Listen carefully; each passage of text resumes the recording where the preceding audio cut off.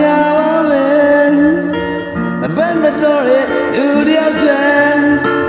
ရင်ထဲမှာမထားပါနဲ့လူမသိအောင်တော့လည်းနေပါလေဘယ်လိုနေလိုက်မယ်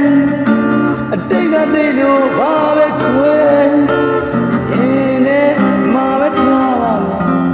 နေပေခဲ့တော့လည်းများတန်တရားလေး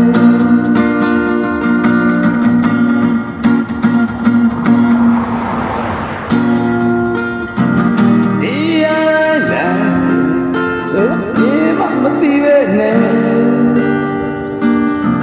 ရှင်မီရာငါပြပါမယ်